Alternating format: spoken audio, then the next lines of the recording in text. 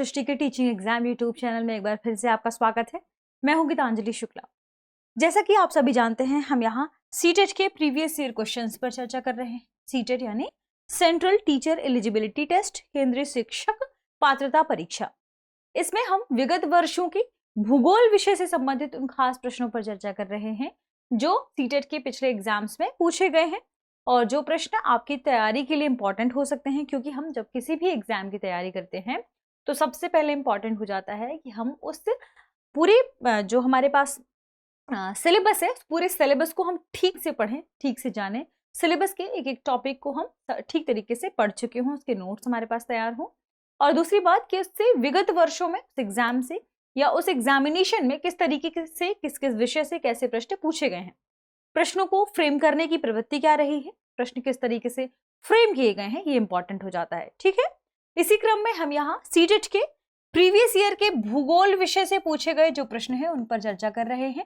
आइए बिना किसी देरी के से शुरू करते हैं। ध्यान रखिएगा, भूगोल को जो सेगमेंट है वह इस एग्जाम के सामाजिक विज्ञान खंड के अंतर्गत आता है, जिसमें जो प्रश्न पत्र 2 कक्षा 6 से कक्षा 8 के लिए है। ठीक है, चलिए पहले प्रश्न को देखते हैं। प्रश्न है, वायुमंडल में क्षोभ सीमा से मध्य सीमा की ओर बढ़ने पर तापमान, हमारे पास ऑप्शन है, तापमान के बारे में पूछा गया है कि जैसे ही आप वायुमंडल में क्षोभ सीमा से मध्य सीमा की ओर बढ़ते हैं तो तापमान में क्या डिफरेंस देखने को मिलता है। पहला है ऑप्शन ए है पहले बढ़ता है फिर घटता है, ऑप्शन बी है पहले घटता है फिर बढ़ता है, ऑप्शन सी है स्थिर रहता है, ऑप्शन डी है केवल बढ़ता है। सीटेट 2021 में प्रश्न पूछा गया था। ध्यान रखिएगा, जब भी क्षोभ सीमा से मध्य सीमा की ओर बढ़ने की बात की जा रही है, अब ध्यान रखिएगा क्षोभ मंडल की बात नहीं की जा रही है। यदि हम वायुमंडल की विभिन्न परतों की बात करें तो सबसे पहली परत क्या है, लगभग 20 किलोमीटर तक क्षोभ मंडल। और क्षोभ मंडल की जो सबसे ऊपरी परत है, जहां पर जाकर क्षोभ मंडल समाप्त होता है या क्षोभ मंडल की जितनी भी विशेषताएं हैं वो यहां पर आकर पॉज हो जाती हैं, इसे क्षोभ सीमा कहते हैं। क्षोभ सीमा कहते हैं। यहां पर आकर सारी एक्टिविटीज क्षोभ मंडल वाली पॉज हो गई। ठीक है, फिर आता है समताप मंडल और फिर उसके बाद मध्यमंडल। मध्यमंडल की सबसे ऊपरी परत जहां पर मध्यमंडल की विशेषताएं जाकर समाप्त होती हैं उसे मध्य सीमा कहते हैं, मीजोपॉज, उसे मध्य सीमा कहते हैं। यहां पर मध्यमंडल की जो विशेषताएं हैं वो आकर पॉज हो जाती हैं। अब ध्यान रखिएगा कि क्षोभ मंडल में आप जैसे ही बढ़ते हैं तो यहां टेम्परेचर क्या हो रहा है, चाहे घट रहा है, चाहे बढ़ रहा हो, चाहे परिवर्तनशील हो रहा है, इससे हमको कोई मतलब नहीं है। क्यों नहीं है, यही मैं आपको समझाने की कोशिश कर रही हूं। क्योंकि यहाँ पर लगभग औसतन 13 किलोमीटर की जो ऊंचाई है ये क्षोभ मंडल कहलाता है और इसकी सबसे ऊपर की परत है जो क्षोभ सीमा से मध्य सीमा की बात पूछी जा रही है। क्षोभ सीमा से मध्य सीमा या मेसोपॉज तक की स्थिति के बारे में पूछा जा रहा है। तो जैसे ही आप क्षोभ सीमा से ऊपर की ओर बढ़ेंगे, बीच में समताप मंडल आता है और समताप मंडल में ध्यान रखिएगा ओजोन की किरणों की टकराने की वजह से, ओजोन की वजह से क्या होता है, यहां पर तापमान थोड़ा सा बढ़ जाता है और तापमान के बढ़ने से की वजह से ऐसा माना जाता है कि वैसे तो कहा जाता है कि समताप मंडल में ताप का ना तो ह्रास होता है ना ही ताप उत्पन्न होता है, लेकिन यहां ऐसा कहा जाता है कि ओजोन परत या ओजोन की किरणों की या ओजोन के कणों की उपस्थिति की वजह से क्या होता है, ओजोन के कण आपस में टकराते हैं, आवेश उत्पन्न होता है। इन आवेशों के कारण यहां टेम्परेचर का क्या होता है, बढ़ता है। तो समताप मंडल में अब ऐसा माना जाता है कि टेम्परेचर बढ़ता है और समताप मंडल से जैसे आप मध्य मंडल की ओर जाते हैं और मीजोपॉज तक पहुंचते हैं या मध्य सीमा तक पहुंचते हैं तो यहां पहुंचते पहुंचते तापमान घटने लगता है। 80 किलोमीटर के डिस्टेंस तक लगभग मध्य सीमा के पास टेम्परेचर -80 डिग्री तक आ जाता है। तो जहां यह टेम्परेचर बढ़ा था, 0 डिग्री था, वह आगे जाते जाते क्या हो गया, -80 डिग्री तक आ गया। पहले तो टेम्परेचर बढ़ा कहां पर, समताप मंडल में, फिर मध्य मंडल में टेम्परेचर क्या हो गया, घट गया। तो ध्यान रखिएगा कि वायुमंडल में क्षोभ सीमा से मध्य सीमा की ओर बढ़ने पर पहले तापमान बढ़ता है और फिर तापमान घटता है, यानी ऑप्शन ए इस प्रश्न का सही जवाब होगा। ठीक है, चलिए आगे बढ़ते हैं, अगले प्रश्न को देखते हैं। अगला प्रश्न है, निम्नलिखित कथनों पर विचार कीजिए और सही विकल्प का चुनाव कीजिए। देखते हैं क्या है। कथन है, कथन ए है, दो वायुदाब क्षेत्रों में दाब में जितना अधिक अंतर होगा हवा की तीव्रता उतनी ही अधिक होगी। दूसरा कथन बी है, वायु उच्च दाब क्षेत्र से जब निम्न दाब क्षेत्र की ओर जाती है तो हवा उत्पन्न होती है। कूट है, A B C D 4 option है जो क्रमशः है।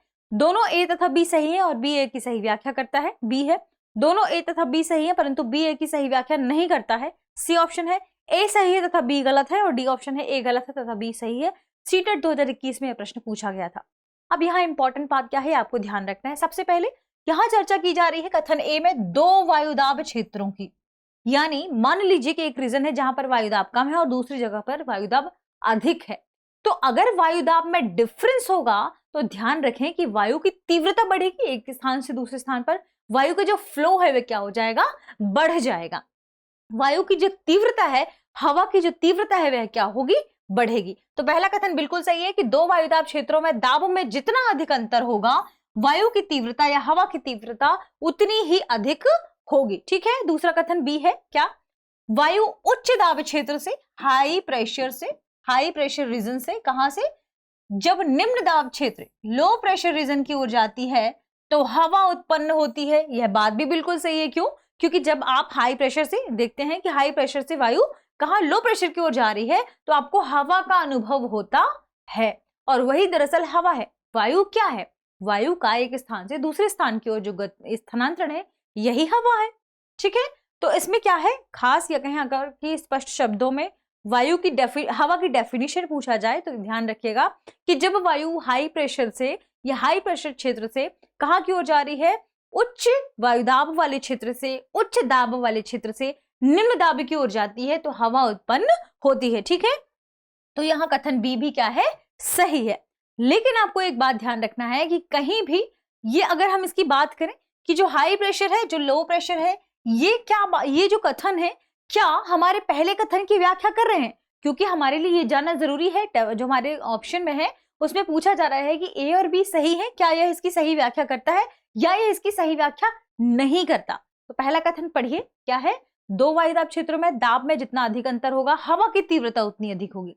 क्या दूसरे कथन में हवा की तीव्रता के बारे में चर्चा की गई? क्या आपको कहीं भी ऐसा नजर आया कि इसमें हवा की तीव्रता के संदर्भ में चर्चा की जा रही है? आप इसे जब ठीक से पढ़ेंगे और ठीक से समझने के क्रम में आप ध्यान देंगे तो आपको समझ में आएगा कि कहीं भी जो दूसरा कथन है उच्च दाब क्षेत्र वाला, निम्न दाब क्षेत्र वाला, यह उसके अधिक अंतर की बात या हवा की तीव्रता की बात नहीं कर रहा है। तो ऑप्शन बी इस प्रश्न का सही जवाब होगा। यहाँ ए और बी दोनों कथन सही है लेकिन बी ए की सही व्याख्या नहीं करता। ठीक है। चलिए आगे बढ़ते हैं, अगले प्रश्न को देखते हैं। अगला प्रश्न है जब जेट स्ट्रीम गर्म हवा को एक ढक्कन की तरफ फंसा लेती है और भूमि की ओर ढकेलती है तो कौन सी भौगोलिक परिघटना घटित होती है? ध्यान रखें, जेट स्ट्रीम एक प्रकार की क्या है, हवाएं हैं जो कि कहाँ चल रही हैं। अमूमन इनका जो प्रभाव सबसे ज्यादा देखने को मिलता है वह, मान लीजिए ये पृथ्वी है तो उत्तरी गोलार्ध वाले क्षेत्र में यहाँ पर, लेकिन बहुत ऊंचा नहीं, ये बीच में, यहाँ पर बीच में। ठीक है। और थोड़ा इसका प्रभाव नीचे भी है। लेकिन ध्यान रखिएगा इंपॉर्टेंट बात कि लानीना के इफेक्ट की वजह से, किसके, लानीना के इफेक्ट की वजह से ऐसा देखा जाता है कि मौसम से या महासागर के आसपास से जो गर्म वायु है वह ऊपर की ओर गर्म होकर गई। जो गर्म वायु ऊपर की ओर गर्म होकर गई, ऊपर की है जो जेट स्ट्रीम हवाएं हैं, ये क्या करती हैं, इन गर्म वायु को अपने पास फंसा लेती हैं। जब यह गर्म वायु जो ऊपर की ओर उठ कर गई, जेट स्ट्रीम ने इसे इस तरीके से फंसा लिया, कवर कर लिया, तो क्या होता है, ये एक ढक्कन की नुमा आकृति बन जाती है। और यहाँ ये जो ढक्कन की नुमा आकृति है, यहाँ पर बहुत तेजी से क्या हो गई, गर्म वायु इकट्ठी हो गई और एक तरफ से एक झटके से क्या होगा, फिर ये गर्म वायु नीचे की ओर आएगी। और इस घटना को हमारे ऑप्शन के हिसाब से देखें, ऑप्शन ए क्या है, वर्षण, बी है वाष्पीकरण, सी है हीटडोम, डी है चक्रवात। तो जब जेट स्ट्रीम गर्म हवा को एक ढक्कन की तरफ फंसा लेती है और भूमि की ओर ढकेलती है, इस प्रकार की परिघटना को क्या कहा जाता है, हीट डोम कहा जाता है।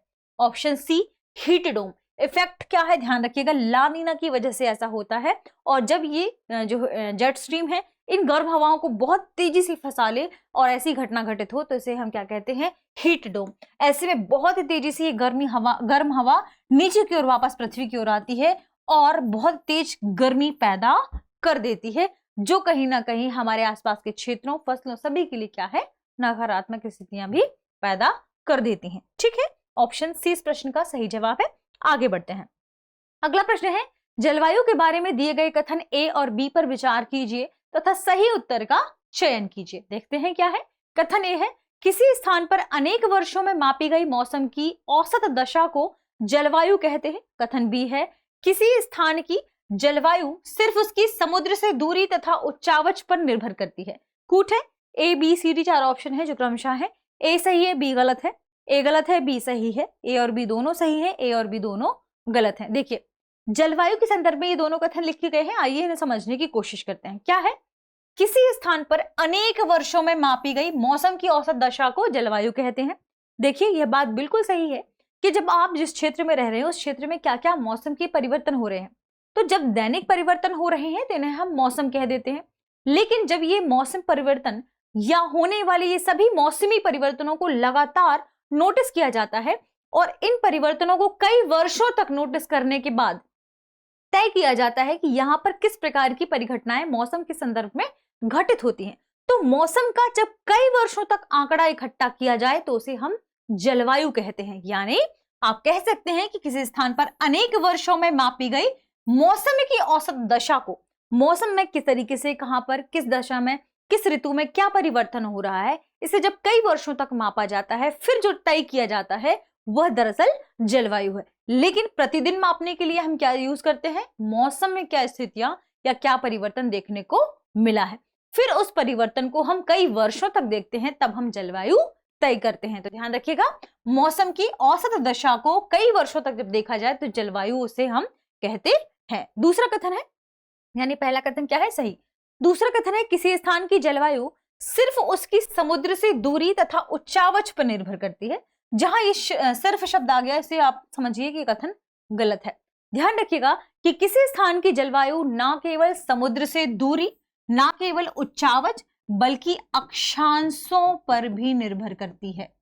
अक्षांशों मतलब मान लीजिए कि आप यहाँ विषुवत रेखा में है, विषुवत रूप रेखा से आप उत्तर ध्रुव की ओर जा रहे हैं, दक्षिण ध्रुव की ओर जा रहे हैं, तो इन गतियों के संदर्भ में भी अलग अलग क्षेत्र में जलवायु होगी। ध्यान रखिएगा, यानी अक्षांश, हवा की दिशा, जो धाराएं हैं, जलधाराएं हैं, महासागरीय, ये सब कहीं ना कहीं जलवायु को क्या करती है, प्रभावित करती है। तो इसमें बहुत सारे क्या हो गए, जलवायु को निर्धारित करने वाले कई सारे कारक काम करते हैं। ध्यान रखिएगा, ठीक है, केवल 2 कारक इसमें नहीं है, इस वजह से कथन बी यहाँ पर गलत हो जाएगा। कथन 1 सही है, तो ध्यान रखिएगा 1 सही है और दूसरा गलत है। इस तरीके से ऑप्शन ए इस प्रश्न का सही जवाब होगा। 1 सही है और बी गलत है, ऑप्शन ए। ठीक है, चलिए आगे बढ़ते हैं। अगला प्रश्न है, वायुदाब के संदर्भ में नीचे दिए गए कथनों में से कौन सा कथन सही है। ध्यान रखिएगा, वायुदाब यानी एयर प्रेशर के बारे में प्रश्न पूछा जा रहा है। कथन क्या है, कथन 1 है, वायु सदैव निम्न दाब क्षेत्र से उच्च दाब क्षेत्र की ओर गमन करती है। देखिए, निम्न दाब क्षेत्र से उच्च दाब क्षेत्र, कथन क्या हो गया, गलत। हमें सही कथन बताना है। ठीक है, क्या पूछा जा रहा है कि कौन सा कथन सही है, देखते हैं।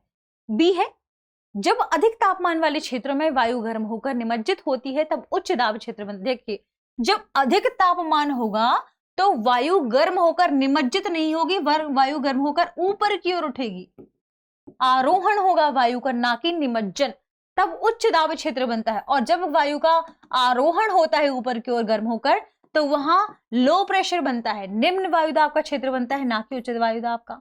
ऑप्शन बी गलत हो गया। फिर सी, निम्न दाब क्षेत्र तब बनता है जब कम तापमान वाले क्षेत्रों में वायु ठंडी होकर ऊपर उठती है। देखिए, अगर कम तापमान होगा तो वायु ऊपर उठेगी ही नहीं। ध्यान रखिएगा, जब अधिक तापमान होगा तब ही वायु उठेगी, और वायु ठंडी होकर ऊपर नहीं उठती, वायु ठंडी होकर नीचे की ओर आती है।